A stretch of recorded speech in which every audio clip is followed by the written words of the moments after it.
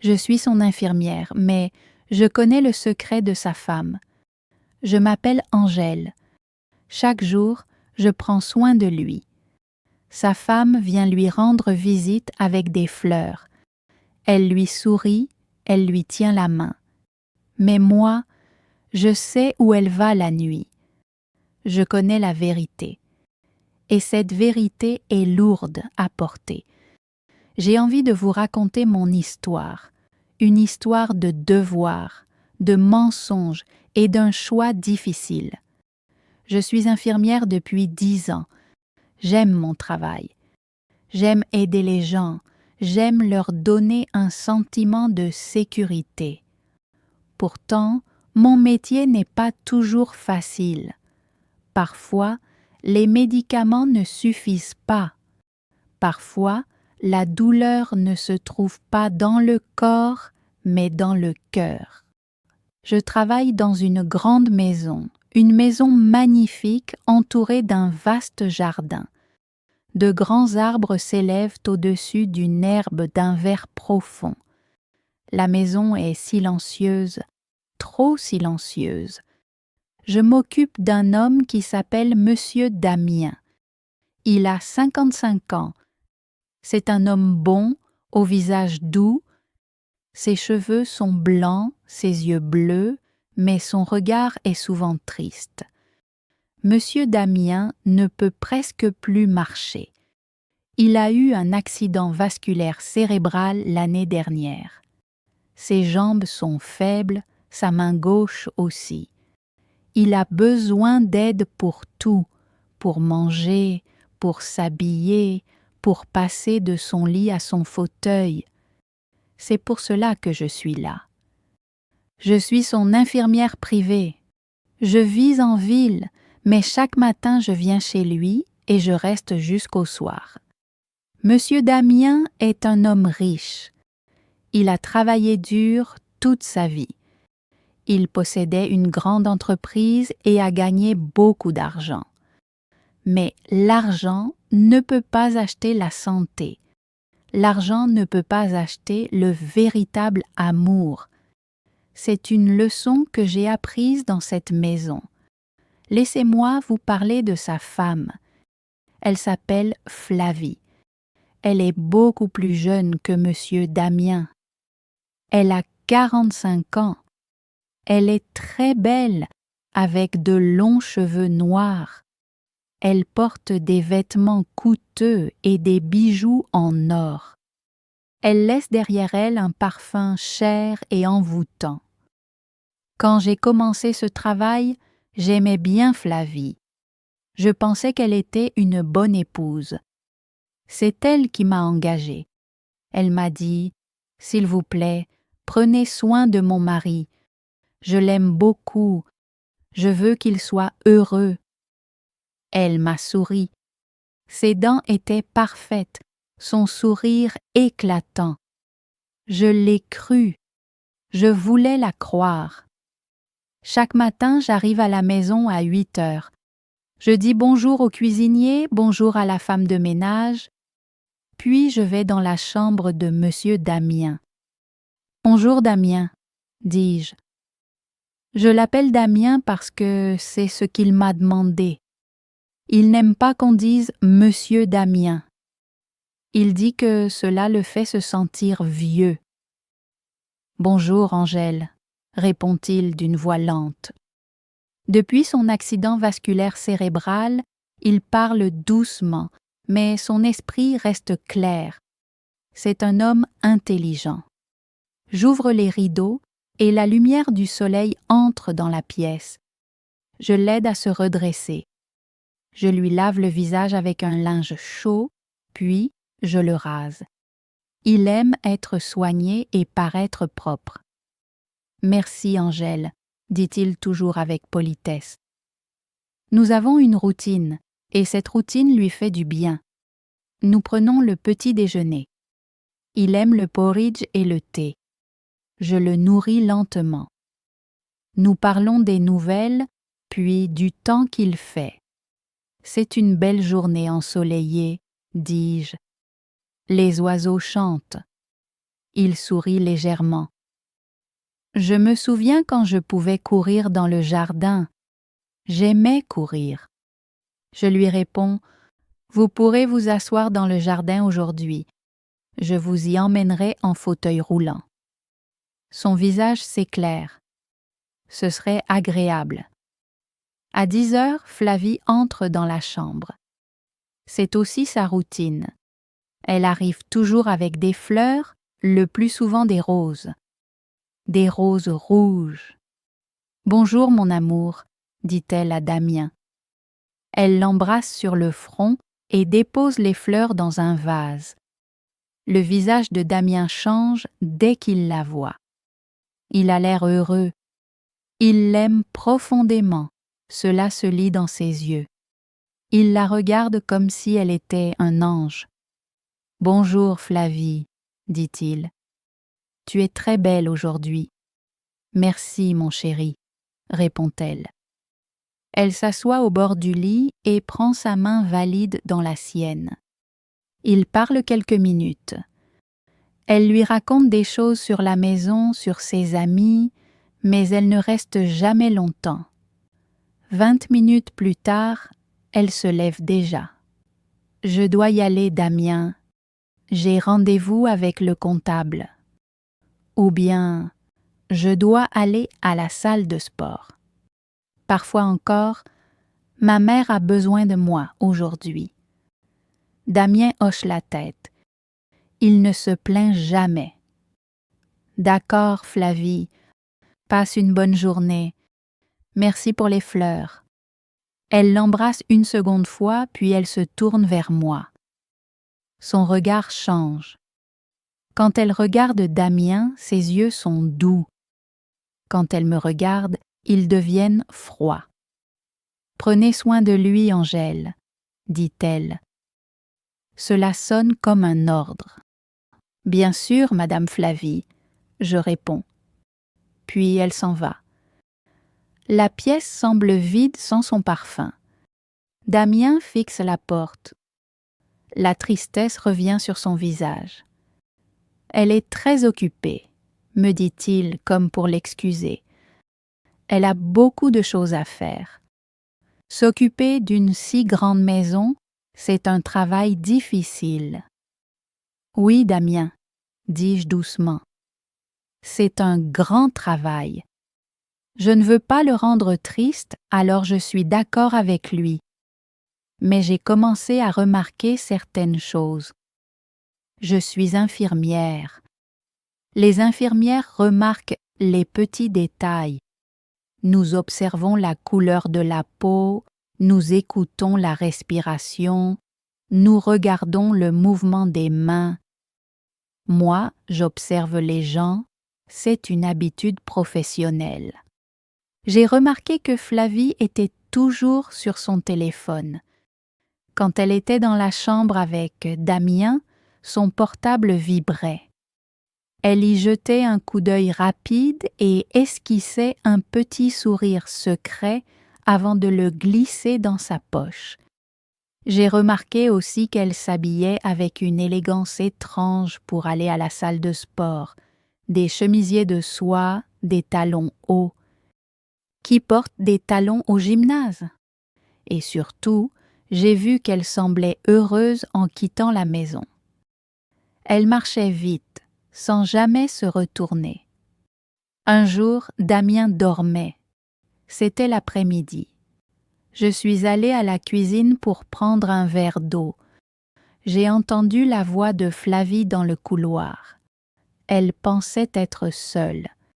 Elle parlait au téléphone, d'une voix basse et douce, la voix d'une femme amoureuse. « Je sais, moi aussi tu me manques », murmurait-elle. « J'arrive bientôt. » Il dort. L'infirmière le surveille. « Oui, retrouve-moi à l'endroit habituel. » J'ai hâte. Je me suis figée. Mon cœur s'est mis à battre très vite. Il dort. L'infirmière le surveille. Elle parlait de Damien. Elle parlait de moi. Mais à qui parlait-elle? Ce n'était ni sa mère, ni le comptable. Elle a ri, un rire heureux, impatient. D'accord, à tout à l'heure. Elle s'est retournée et m'a vue. Elle s'est arrêtée net. Son visage est devenu pâle. Pendant une seconde, elle a eu l'air effrayée. Puis ses traits se sont durcis. « Angèle, dit-elle, depuis combien de temps êtes-vous là ?»« Je venais juste chercher de l'eau, Madame Flavie, » ai-je répondu en essayant de garder une voix calme. Je n'ai rien entendu. J'ai menti. Je voulais protéger mon travail. Je voulais éviter un conflit. Elle m'a observé attentivement, cherchant à savoir si je disais la vérité. « Bien, » a-t-elle fini par dire. « Damien a besoin de repos. Ne le laissez pas seul trop longtemps. »« Oui, Madame Flavie, » ai-je répondu. Elle a attrapé son sac et a quitté la maison. Je l'ai regardée partir avec une sensation de malaise dans l'estomac. Je suis retournée dans la chambre de Damien. Il dormait toujours. Son visage était paisible. Il ne savait rien. Je me suis assise sur la chaise près de son lit et j'ai regardé ses mains, des mains âgées, des mains qui avaient travaillé, des mains qui avaient construit toute une vie. Maintenant, il était malade. Il avait besoin d'amour. Il avait besoin de vérité. Et sa femme lui mentait. La colère montait en moi. Je voulais tout lui dire. Mais j'avais peur. Si je lui révélais la vérité, que se passerait-il? Le stress serait mauvais pour son cœur. Le médecin me l'avait dit. Damien a besoin de calme. Et s'il ne me croyait pas? Flavie est sa femme. Il l'aime. Moi, je ne suis que l'infirmière. Elle pourrait me renvoyer. Alors, qui prendrait soin de lui? Je m'occupe bien de lui. Une nouvelle infirmière ne se soucierait peut-être pas de lui. Alors, je suis restée silencieuse. J'ai gardé le secret. Les jours ont passé. Puis les semaines. Le secret devenait de plus en plus lourd, comme une grosse pierre cachée dans ma poche. Chaque fois que Flavie venait lui rendre visite, je sentais la colère monter en moi. Elle apportait des fleurs. Elle souriait. Elle mentait. « Je vais à un déjeuner de charité aujourd'hui », a-t-elle dit un mardi. « Tu es tellement généreuse, Flavie », a répondu Damien. « Tu aides toujours les autres. » J'ai baissé les yeux et je me suis mordu la langue. Je savais qu'elle n'allait à aucun déjeuner de charité. Un soir, ma voiture est tombée en panne. Il pleuvait à verse. J'ai fini mon travail à 18h.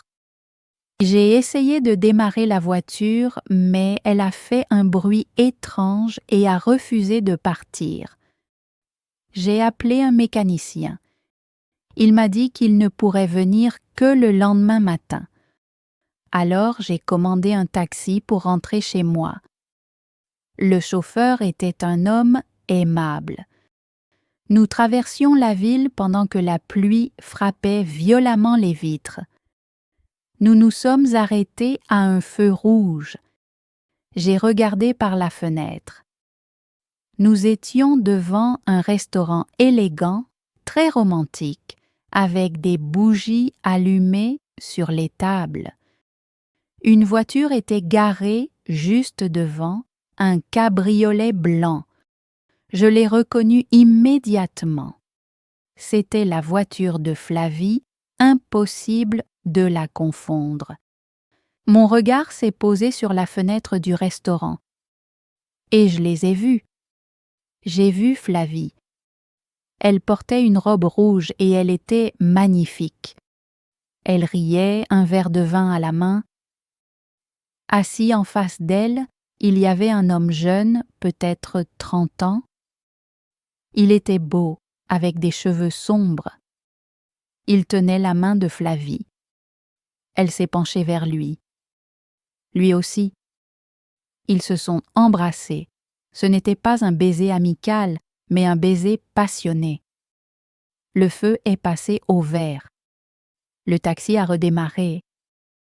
L'image a disparu, mais elle était gravée dans ma mémoire. Je ne pouvais pas l'oublier. Assise à l'arrière du taxi, j'ai senti un frisson me parcourir. Cette fois, j'avais une preuve. Ce n'était plus seulement un appel secret. C'était réel. Elle avait un amant. Elle trompait Damien. Je suis rentrée dans mon petit appartement. Je n'ai pas pu dîner ce soir-là.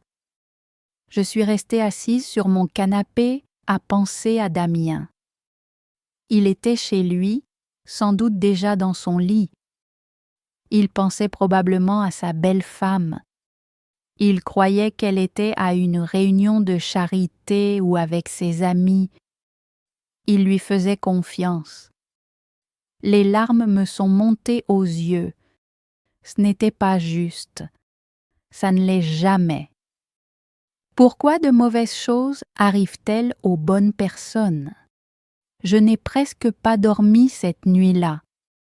J'ai fait de mauvais rêves. Dans mon rêve, Damien pleurait. Il me demandait de l'aide, mais je n'avais plus de voix.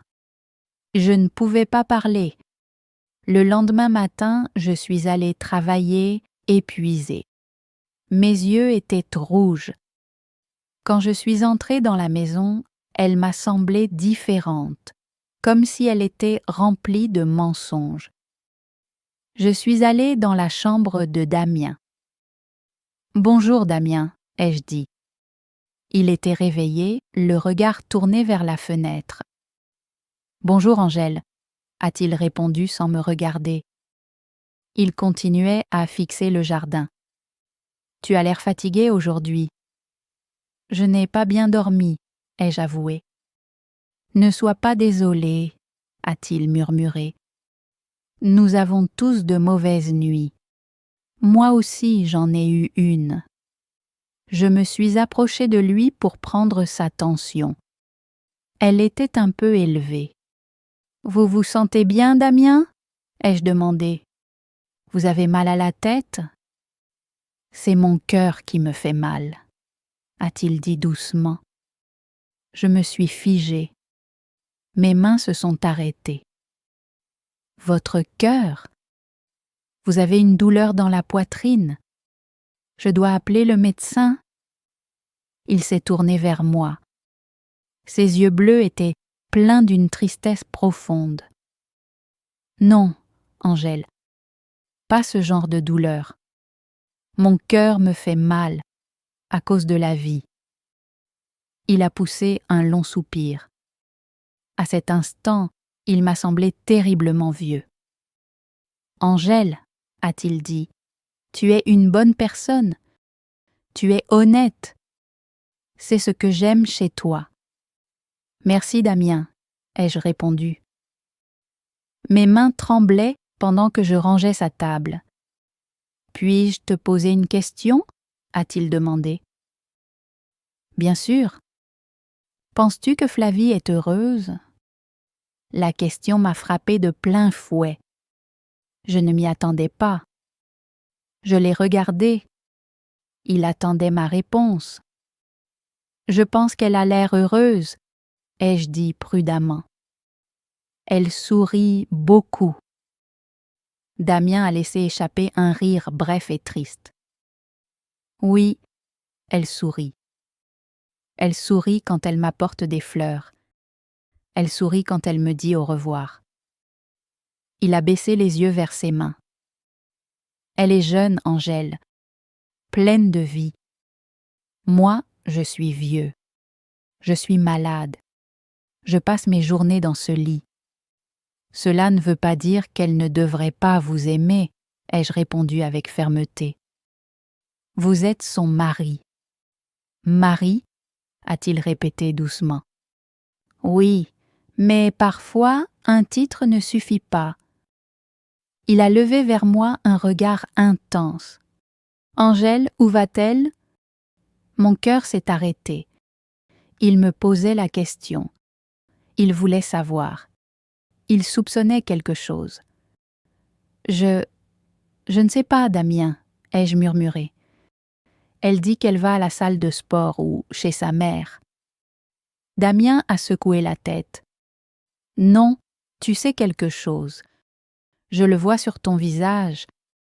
Tu es une très mauvaise menteuse, Angèle, et c'est une qualité. Il a tendu la main et a pris la mienne. Sa main était chaude. Sa prise était faible, mais son émotion était forte. « S'il te plaît, a-t-il dit à voix basse. Je suis un vieil homme. Je n'ai plus beaucoup de temps devant moi. Je ne veux pas être un imbécile. Tout le monde me traite comme un enfant. Ils pensent, pauvre Damien, il est malade. Il ne comprend rien. Mais je comprends. Je sens la distance. Je sens le froid. Il a serré doucement ma main. Dis-moi, Angèle, qu'est-ce que tu sais? Je l'ai regardé. J'ai vu sa douleur. J'ai vu sa dignité. Il méritait la vérité. C'était un homme, pas un enfant. Il avait été assez fort pour bâtir une entreprise. Il était assez fort pour affronter cela aussi. J'ai pris une profonde inspiration. Damien, ai-je dit doucement. Hier soir, je l'ai vu. Il n'a pas bougé. Il me regardait simplement. Je l'ai vue au centre-ville. Elle était dans un restaurant. Était-elle seule? A-t-il demandé dans un murmure. Non, elle était avec un homme. Damien a fermé les yeux. Il a lâché ma main et a laissé sa tête retomber contre l'oreiller. Il n'a pas pleuré. Il avait seulement l'air incroyablement fatigué. « Je vois, a-t-il dit. » La pièce est devenue silencieuse. On n'entendait que le tic-tac de l'horloge accrochée au mur. « Je suis désolée, Damien, » ai-je murmuré. « Je suis vraiment désolée de vous dire cela. » Il a rouvert les yeux. « Non, Angèle, ne sois pas désolée, merci. Merci de me respecter assez pour me dire la vérité. » Il a tourné son regard vers la fenêtre. Je le savais au fond de moi. Je le savais, mais je ne voulais pas y croire. L'espoir est une chose étrange. Il nous rend aveugles. « Qu'allez-vous faire ?» ai-je demandé, inquiète pour lui. « Je ne sais pas, » a-t-il répondu. « J'ai besoin de réfléchir. » À cet instant, nous avons entendu une voiture entrer dans l'allée. Il était 10 heures. Flavie arrivait. Le corps de Damien s'est raidi. « Elle est là, » a-t-il dit. « Voulez-vous que je la renvoie ?» ai-je proposé. « Je peux dire que vous dormez ou que le médecin est avec vous ?» « Non, » a répondu Damien, et sa voix s'est faite plus ferme. « Non, laisse-la entrer. J'en ai fini de me cacher. » La porte s'est ouverte. Flavie est entrée dans la chambre. Elle portait une robe jaune éclatante et tenait un grand bouquet de tulipes jaunes. « Bonjour » a-t-elle chanté d'une voix légère. Elle avait l'air heureuse. Elle avait l'air innocente. « Bonjour, Flavie » a répondu Damien d'une voix plate. Elle s'est approchée du lit et s'est penchée pour l'embrasser. Damien a tourné la tête. Son baiser a effleuré sa joue, mais il n'a pas réagi. Flavie s'est redressée déconcertée. Damien, qu'est-ce qui ne va pas? Il l'a regardé droit dans les yeux. Les tulipes sont magnifiques, a-t-il dit calmement. Tu les as achetées en revenant de la salle de sport? Oui, a-t-elle répondu. À la boutique du coin. Ou bien, les as-tu achetées après ton dîner d'hier soir? A demandé Damien. La pièce s'est glacée. Flavie s'est figée, les fleurs toujours dans les mains. Son sourire s'est effacé. « Qu'est-ce que tu veux dire ?» a-t-elle demandé d'une voix plus aiguë. « J'ai dîné avec ma mère hier soir. »« Arrête !» a dit Damien en levant sa main faible. « Arrête de mentir, Flavie. S'il te plaît, aie un peu de respect pour moi. Aie un peu de respect pour toi-même. » Flavie l'a fixé, puis son regard s'est tourné vers moi, brûlant de colère. « Qu'est-ce que tu lui as dit ?» a-t-elle sifflé. « Petite espionne. »« Ne lui parle pas comme ça !» a crié Damien. C'était la première fois que je l'entendais élever la voix ainsi. Il s'est mis à tousser, son visage rougissant brusquement. Je me suis précipitée vers lui. « Damien, calme-toi. Respire. » Je lui ai frotté le dos et lui ai donné de l'eau. Flavie restait immobile, comme piégée. Les fleurs lui ont échappé des mains et sont tombées sur le sol. « Damien, écoute-moi » a-t-elle commencé. « Non » a-t-il répondu en repoussant doucement le verre. « Je ne veux plus écouter tes histoires. Je t'ai tout donné, Flavie. Je t'ai donné ma maison. Je t'ai donné mon argent. Je t'ai donné mon cœur. Et toi, tu m'as donné des mensonges. Je suis seule, Damien, a-t-elle sangloté. Tu es malade. Tu es toujours dans ce lit. Moi aussi, j'ai besoin d'une vie. Je sais, a répondu Damien doucement. Je sais que c'est difficile de vivre avec un homme malade. Je n'ai jamais voulu être un fardeau. Si tu voulais partir, tu pouvais le faire. Tu pouvais demander le divorce. Je te l'aurais accordé. Je veux que tu sois heureuse. Mais tu as choisi de tromper. Tu as choisi de mentir. Tu voulais mon argent, mais tu ne voulais pas être ma femme. Flavie n'a rien répondu. Elle savait que c'était vrai. « Flavie !» a dit Damien. « Damien, s'il te plaît. »« Flavie !» a-t-il répété, la voix ferme. « Sors de ma maison. Va le rejoindre. Va vivre ta vie. Mais ne reviens pas ici. » Elle l'a regardé longuement. Elle a compris qu'il était sérieux, que le jeu était terminé. Elle s'est retournée sans un mot, sans même me regarder, et a quitté la chambre. Nous avons entendu le bruit de ses talons sur le sol, puis la porte d'entrée qui se refermait, et enfin le moteur de sa voiture qui s'éloignait. Le silence est revenu. Damien a fixé les tulipes jaunes éparpillées sur le sol. « Angèle, » a-t-il murmuré. « Oui, Damien ? Peux-tu jeter ces fleurs ? » « Oui. » Je les ai ramassées et déposées dans la poubelle, puis je suis revenue m'asseoir près de lui. « Vous allez bien ?»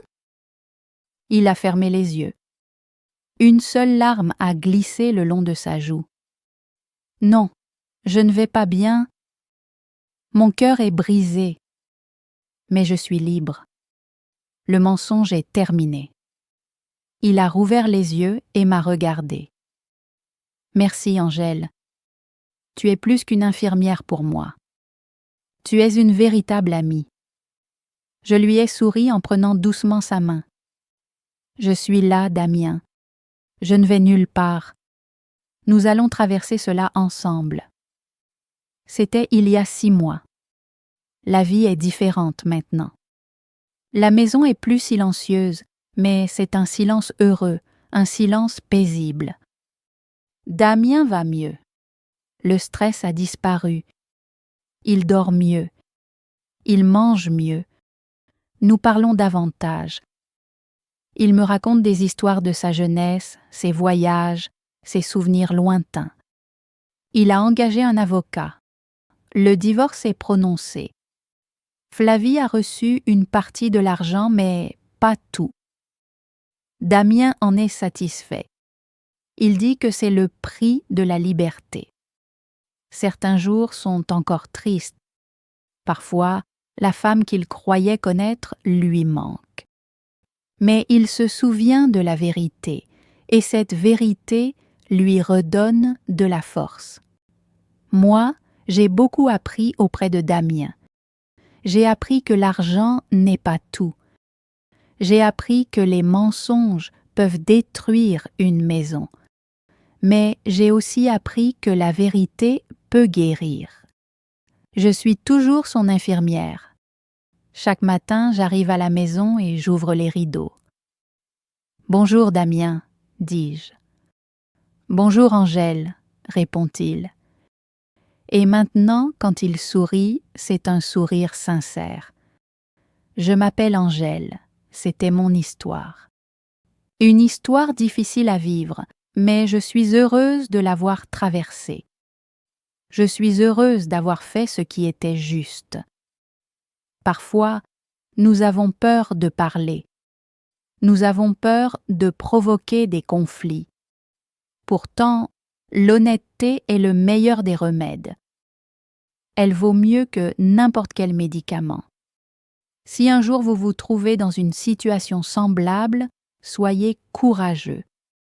Faites confiance à votre cœur. La vérité est toujours le bon choix. À présent, Damien et moi allons dans le jardin. Le soleil brille, les oiseaux chantent, et pour la première fois depuis longtemps, les fleurs du jardin sont belles parce qu'elles sont vraies. Plus de fausses roses, seulement la vie, la vraie. Merci d'avoir écouté mon histoire. Souvenez-vous, vous êtes fort. Vous pouvez affronter les épreuves et vous n'êtes jamais seul. Prenez soin de vous et des personnes que vous aimez. Mais surtout, soyez honnêtes avec elles. C'est le plus beau cadeau que vous puissiez offrir. Ici Angèle qui vous salue. Au revoir.